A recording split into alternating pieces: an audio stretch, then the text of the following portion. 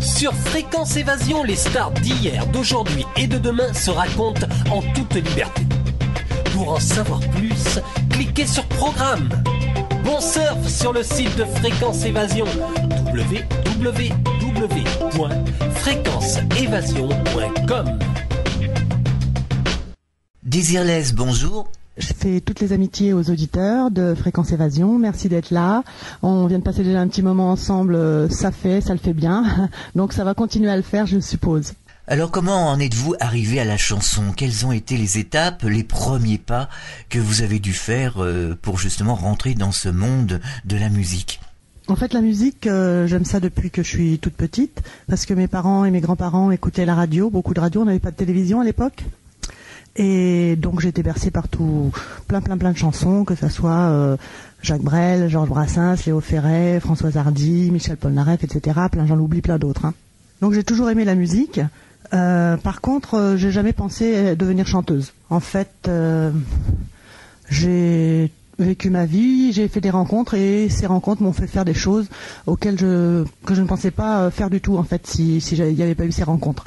En fait, ce qui est important dans ma vie, c'est les rencontres avec les autres et c'est eux qui me mettent sur des chemins qui deviennent les miens après avec le temps, quoi. Qu'est-ce qui vous a permis de percer dans le métier?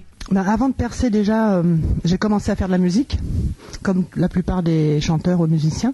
On fait plusieurs années dans les salles obscures, des caves, des maisons chez les mamans, les parents, les tontons. Donc j'ai fait plein d'expériences différentes avant de commencer à montrer ma musique au public.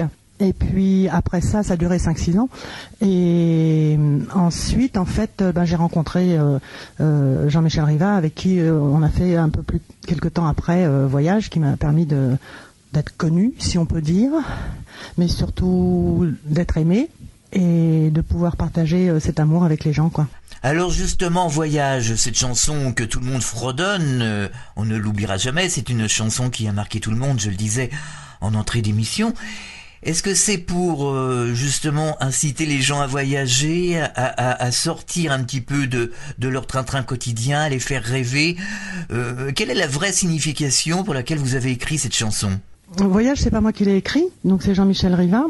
Et moi, en tout cas, comme je le ressens, c'est simplement le fait d'être libre, le fait de pouvoir prendre un peu de recul par rapport aux choses matérielles qui arrivent, et puis de pouvoir être ouvert à plein de choses qui sont différentes de nous-mêmes.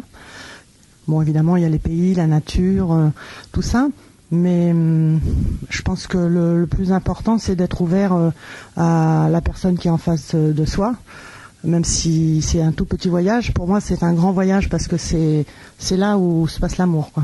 Alors la pièce où nous sommes actuellement est un peu d'inspiration tibétaine. Justement, est-ce que le Tibet, l'Inde sont des cultures qui vous marquent, qui vous intéressent? En fait, l'Inde, le Tibet, tout ça, c'est des pays que j'aime parce que je les trouve assez merveilleux et que je trouve que ces gens-là ont une philosophie justement qui n'est pas du tout matérielle, c'est-à-dire qu'ils sont complètement en dehors de la matière et qu'ils acceptent leur sort, qu'ils vivent leur vie. Mais je fais pas partie d'une religion précise. Il y a plein d'autres endroits où je vais, que ça peut être dans un petit village en France ou en Afrique ou peu importe où. Les gens sont tous les mêmes en fait. L'être humain, on est tous pareils, quoi. Même si on a des cultures différentes, ce qui est important, c'est de vivre et de faire quelque chose de sa vie, parce qu'on est tous là sur Terre pour faire quelque chose. Et même si c'est peu de choses, il faut trouver cette chose et puis la réaliser, essayer en tout cas de donner et de partager avec les autres, quoi. Alors justement, comment vous voyez cette notion de partage entre les êtres humains? Je pense tous les êtres humains, on fait partie d'une grande famille, qu'on a beaucoup de choses à apprendre de l'autre, chacun, des autres. Et je pense que c'est pour ça qu'on est sur Terre, c'est apprendre à s'aimer, apprendre à ensemble faire des choses, à créer, à partager, à donner, à recevoir aussi, c'est important de recevoir, à communiquer justement, et à s'apprendre mutuellement plein de choses différentes, parce que personne ne détient la vérité, on est tous des petits grains de sable au bord de l'océan, et on ira tous s'y reperdre de toute façon. Donc ce qui est important, c'est pas d'avoir, c'est simplement d'être simplement ce qu'on est, quoi. Simplement, tout simplement, qu'on soit comme moi chanteuse, comme quelqu'un d'autre femme de ménage ou comme quelqu'un d'autre boulanger. C'est essayer de faire son travail. Quand je dis travail, ça ne veut pas dire travail avec la paye à la fin du mois, son travail dans sa vie, et d'essayer de donner simplement ce qu'on est, quoi.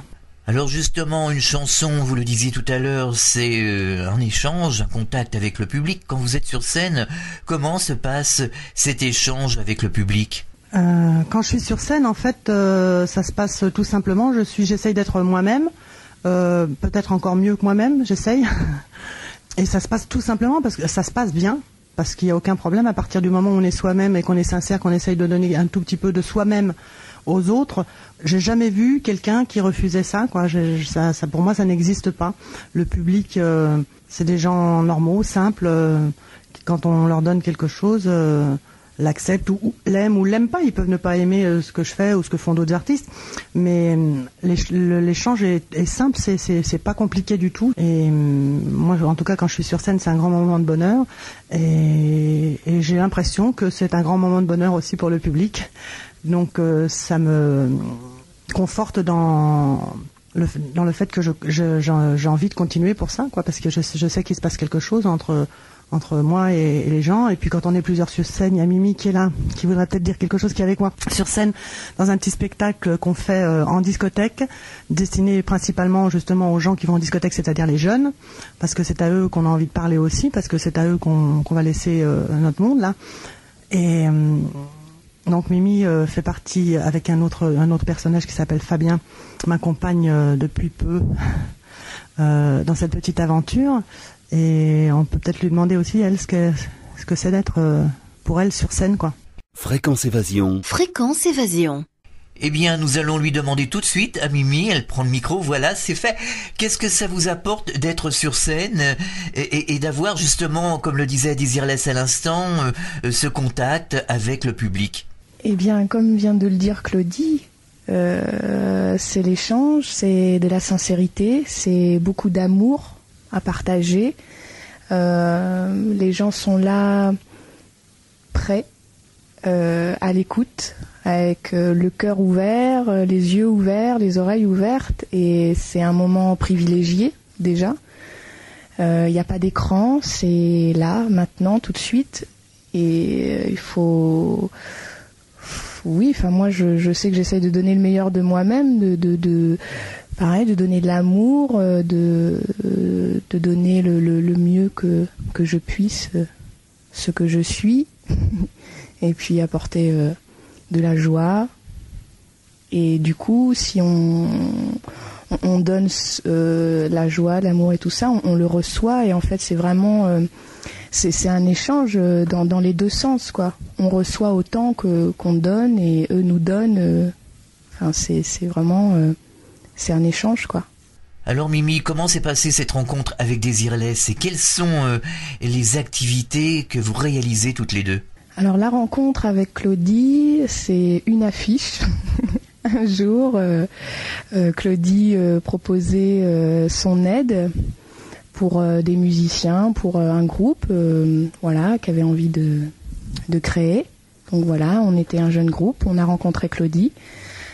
Ça a tout de suite fonctionné entre... je vais parler personnellement, parce qu'on était nombreux dans le groupe. Moi, je sais que j'apprends énormément avec Claudie. J'ai fait... plusieurs expériences de plusieurs types, et j'en suis très heureuse, et j'espère que ça continuera longtemps. Et voilà, et j'apprends, c'est une jolie aventure, j'en suis très contente, et je pense qu'à la rigueur on apprend toutes les deux, de nous deux, des choses, et on s'enrichit mutuellement, quoi. Et voilà, Claudie, c'est un grand cœur. Et je la remercie. Quel a été ce passage de votre nom Claudie à Désirless ? Eh ben, c'est un petit peu le destin, en fait. C'est pas moi vraiment qui ai choisi mon nom, c'est Jean-Michel Rivin. Et il devait avoir un petit côté visionnaire, sûrement, parce que c'est un nom difficile à porter, mais c'est un nom qui me plaît. Et c'est un peu comme un idéal pour moi en fait, ce que j'essaie d'être. Alors pour ceux qui feraient le lien avec amour en anglais, c'est pas le manque de désir du tout. C'est l'absence de désir. C'est-à-dire de faire des choses pas pour avoir, simplement parce on vit et qu'on doit faire des choses, qu'on doit les donner, qu'on doit être soi-même simplement. Il ne s'agit pas de recevoir, il ne s'agit pas d'accumuler, il ne s'agit pas d'avoir le pouvoir, d'avoir le succès, de passer à la télé, de faire un tube. C'est simplement de faire ce qu'on a à faire et point barre, quoi. Alors nous allons quand même faire une petite incursion dans les années 80, nous allons revenir à ce fameux titre Voyage. Comment a-t-il été programmé sur toutes les radios? Comment a-t-il vu le jour ce titre Voyage et comment se fait-il qu'il a remporté un tel succès?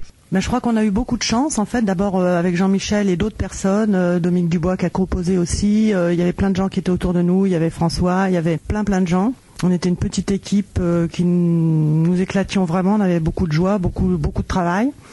Et on a eu la chance d'être suivis justement par des gens qui faisaient leur métier très bien au niveau de la promotion, que ce soit en télévision, Robert Toutan, en radio, Lily, j'ai oublié son nom, Lily Boisjean, qui ont aimé la chanson et qui, à cette époque-là, ça existait encore, pouvaient défendre ce qu'ils aimaient.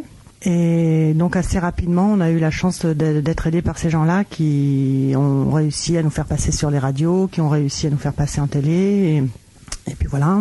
Est-ce que vous pourriez nous présenter les titres que les gens connaissent, mais aussi les chansons qui sont un peu moins connues et que nous découvrirons ici sur cette antenne? John, en tout cas, moi, on peut presque dire que je préfère à Voyage. Voyage, elle est beaucoup plus cool, beaucoup plus positive. John, c'est beaucoup plus dur puisque c'est une chanson sur la guerre, sur les hommes qui vont se faire tuer à la guerre. Mais je l'aime beaucoup cette chanson et il y a pas mal de gens d'ailleurs qui la préfèrent à Voyage. C'est une chanson qui est malheureusement toujours d'actualité, qui j'espère un jour peut-être lointain sera plus du tout d'actualité. Mais la guerre, c'est pas simplement la guerre entre des pays, entre des nations. C'est la guerre simplement avec son prochain. C'est simplement savoir accepter des différences, savoir vivre avec d'autres, savoir. Et c'est pas de la tarte, hein, mais c'est un travail obligatoire si on veut que le monde évolue. C'est partager aussi, c'est donner de l'amour, c'est voilà, c'est tout ça. Ça fait beaucoup de choses, difficile à réaliser, mais je crois qu'il faut le faire, essayer en tout cas. Alors c'est un vaste travail, alors comment faut-il à votre avis faire? Il n'y a pas de recette miracle, mais je pense que c'est un effort que l'on doit faire chacun individuellement. Quelle serait l'attitude à prendre pour vivre sur une planète un petit peu plus sympathique? Ben déjà, je pense qu'il faut déjà se regarder soi-même, se comprendre et s'aimer soi-même. Et pour s'aimer soi-même, il faut vivre d'une façon qu'on aime. Il faut faire ce qu'on a envie de faire. Il faut, en tout cas, se donner tous les moyens pour faire ce qu'on a envie de faire. Essayer quoi qu'il arrive, même si on vous dit non, c'est pas possible. Il faut se battre pour ça. Et puis donner toute sa joie là-dedans. Et à mon avis, c'est possible, quoi. C'est tout à fait possible. Même si une grosse majorité qui a les pouvoirs en ce moment nous dit que non. Je pense que c'est possible et en tout cas moi je le vois dans ma vie, même si c'est difficile parce que je suis terrifiée par ce qui se passe en ce moment dans le monde en général et simplement en France aussi. Mais tout ce que j'espère c'est ne pas baisser les bras jamais jusqu'à ma mort en tout cas et continuer à avoir envie de donner le meilleur de moi-même et de recevoir le meilleur des autres aussi parce qu'il y a plein de gens qui sont capables de faire des choses et qui malheureusement ont peut-être pas la force nécessaire, mais il faut qu'ils l'aient absolument parce que c'est important quoi, c'est important pour la vie, pour leurs enfants surtout et pour les enfants de leurs enfants et pour la planète. Je pense que l'être humain, je crois pas en un Dieu précis, mais on est des descendants divins, sacrés, et il faut qu'on prouve, il faut le prouver quoi. C'est pas facile, hein. Moi aussi je fais plein d'erreurs, je suis pleine de contradictions, je fais des conneries comme tout le monde, mais j'essaye de m'en rendre compte et surtout j'essaye de m'améliorer un tout petit peu, ce qui est pas facile, ça je dois bien le reconnaître, mais essayons simplement d'être nous-mêmes et donnons ça, juste ça, ce qu'on est, quoi.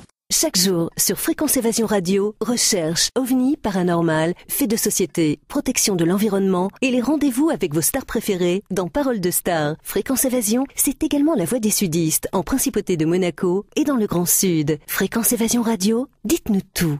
Dites-nous tout. Dites-nous tout. Fréquence Évasion. Fréquence Évasion. Vous avez confiance en l'homme, en l'être humain? Moi, je pense que la vie est un cycle et on est confronté à plein d'obstacles, mais ces obstacles sont surmontables et que si on essaye tous de les surmonter avec un petit peu de sagesse et avec surtout beaucoup d'amour et aussi un peu d'humilité, le monde sera peut-être pas rose, mais en tout cas, il sera moins noir. Alors vous disiez tout à l'heure qu'on était tous d'essence divine, ce que je crois, hein, personnellement, je ne dirais pas, j'en suis sûr, mais pratiquement. Quel a été votre parcours pour arriver justement à cette réflexion et à cette conclusion? J'ai pas fait vraiment d'études théologiques. J'ai lu des livres différents, les paroles de Jésus-Christ. J'ai lu des choses sur le bouddhisme. J'ai lu plein de choses, des choses très très très différentes. Il y a eu beaucoup de sages, il y a eu beaucoup de saints, il y a eu beaucoup d'hommes admirables et de femmes aussi. Et pour moi, c'est la preuve que on peut tous aller vers ça, quoi. J'ai une phrase que je dis tout le temps, je ne sais pas, c'est pas grave, je m'en fiche de savoir, mais je le redis, c'est un peu comme mon mantra, il faut simplement être soi-même. Alors quand vous avez décidé de mettre un peu votre carrière en stand-by, vous avez quitté la scène, que s'est-il passé et pourquoi finalement êtes-vous parti? En fait, quand j'ai décidé d'arrêter, c'était en 90, l'album venait de sortir et j'étais enceinte. Même quand j'ai arrêté, j'avais déjà accouché de ma fille Lily. Je pense que ça a sûrement été aussi un déclencheur d'une certaine façon, mais en fait je commençais à me rendre compte de plein de choses, des directions qu'on voulait me faire prendre, des gens qu'on voulait me coller, des choses qu'il ne fallait pas faire, qu'on me disait de pas faire, des choses qu'il fallait faire comme ci, pas comme ça, à vouloir tout diriger. Et je me suis dit que c'était pas pour moi parce que bon, moi le succès et l'argent, c'est pas très important du moment que j'ai à manger et un toit, ça me suffit. Donc j'étais pas prête à faire autant de concessions pour réussir, quoi. Et de toute façon, réussir, ça veut pas dire grand-chose. Réussir, c'est se lever le matin content de vivre, avoir envie de faire des choses, quoi. C'est tout. C'est pas avoir un compte en banque ou avoir un hit au top 50, quoi. Nous aurons tous compris que la liberté est très importante pour vous. Je pense que l'homme est né pour être libre. Comme disait je sais plus qui, mais partout est dans les fers. Je sais plus si c'était Voltaire ou je sais plus quoi. Pour moi, la liberté, c'est vrai que c'est important. À partir du moment, en essayant de faire le moins de mal possible aux autres, chose qui m'arrive de faire aussi malheureusement. Et votre équilibre, donc c'est une question d'équilibre, cette liberté. Et mon équilibre, ah oui, justement, mon équilibre. Justement, je viens d'écrire un truc là tout à l'heure, il y a pas très longtemps, il y a quelques jours, en me disant que en fait, j'aimerais avoir une vie équilibrée, mais en fait, je pense que l'équilibre, c'est simplement le mouvement du haut vers le bas et inversement du bas vers le haut, quoi. Donc on n'est jamais stable, on est toujours en mouvement. Et ce danger, c'est la vie. Parce que pour arriver à communiquer avec le public, les gens, on est obligé un minimum de communiquer, c'est-à-dire les radios, les télés, la presse, un tout petit peu.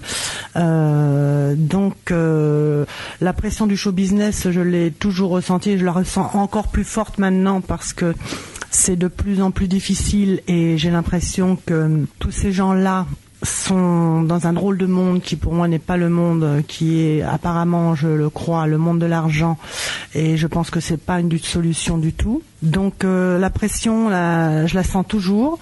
J'essaye de m'en éloigner, mais malheureusement, on peut pas s'en éloigner complètement parce qu'on est dans la vie et que la pression, même si c'est pas TF1 qui me la met, c'est la guerre, c'est l'incompréhension, c'est tout ce qui se passe, c'est les gens qui crèvent de faim.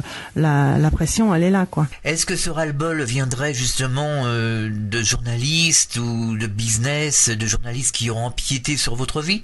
Non, il y a jamais personne qui n'a empiété sur ma vie parce que à partir du moment où j'accepte que quelqu'un comme aujourd'hui vous veniez chez moi pour m'interviewer, je m'expose à tous les dangers ou à toutes les joies, mais à partir du moment où j'accepte, c'est mon problème à moi et j'ai plus rien à dire contre personne. Quand je vais faire une télé, même si je me retrouve avec des gens que je ne comprends pas et qui certainement ne me comprennent pas non plus, j'accepte de faire cette télé, donc je fais pas de scandale, je fais mon travail, je donne ce que j'ai à donner aux gens et puis je repars.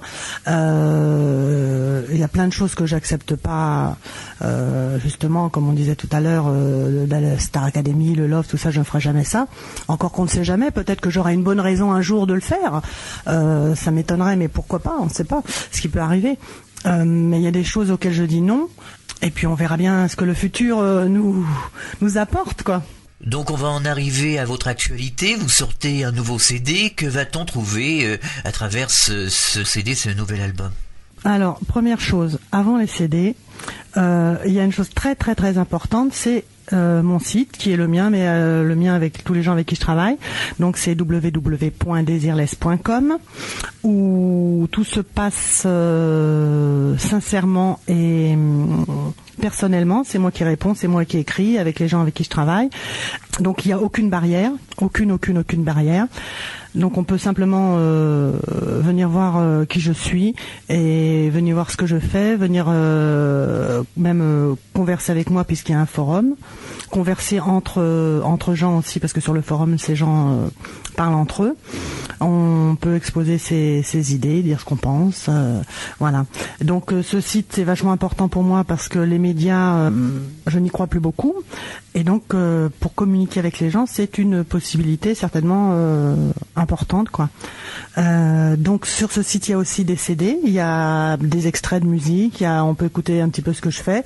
Là il y a 2 CD qui sortent, c'est un CD acoustique donc qui s'appelle Un brin de paille où il y a 15 titres dont Voyage et John, et les autres c'est des nouveaux, il y a des improvisations, il y a plein de choses différentes.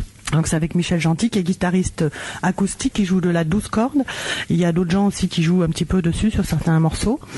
Et tout ça c'est le résultat de 2 ans de travail. Michel Gentil, donc le guitariste, a eu une tendinite malheureusement.